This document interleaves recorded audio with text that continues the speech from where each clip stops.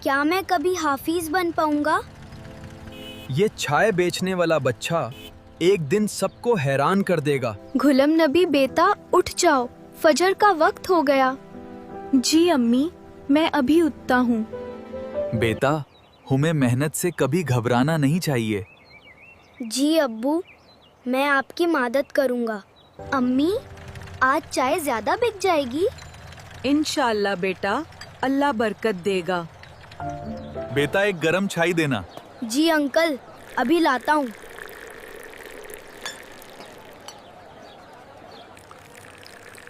تم روز چائے کیوں بیچتے ہو؟ میں حافظ بننا چاہتا ہوں۔ کل کا سبق سناؤ۔ جی استاد جی، میں یاد کر کے آیا ہوں۔ ماشاءاللہ، بہت اچھا سبق ہے۔ شکریہ استاد جی۔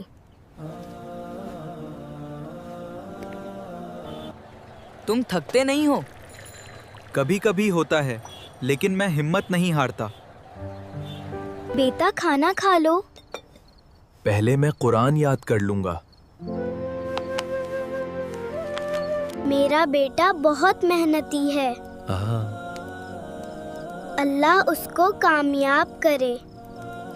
بیٹا، تمہارا چہرہ اداس کیوں ہے؟ مجھے نئی قرآن چاہیے۔ میرا بیٹا بہت محنتی ہے۔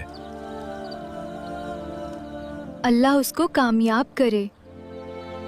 امی دیکھیں، مجھے نئی قرآن ملی ہے۔ سبحان اللہ، اللہ نے مدد کر دی۔ چلو کرکٹ کھیلتے ہیں۔ میں پہلے حفظ کمپلیٹ کروں گا۔ تم سچ میں بہت فوکسڈ ہو۔ میرا سپنا حافظ بننا ہے۔ میں روز پریکٹس کرتا ہوں۔ آج تمہارا سبق پرفیکٹ تھا۔ بیٹا، آج تم بہت تھک گئے ہوگے۔ لیکن میں خوش ہوں۔ اللہ صبر کرنے والوں کے ساتھ ہوتا ہے۔ میں کبھی امید نہیں چھوڑوں گا۔ کل کمپٹیشن ہے، ڈر لگ رہا ہے؟ میں اللہ پر بھروسہ کرتا ہوں۔ سب بچے تیار ہو جاؤ۔ جی ٹیچر۔ غلام نبی سبق سناؤ۔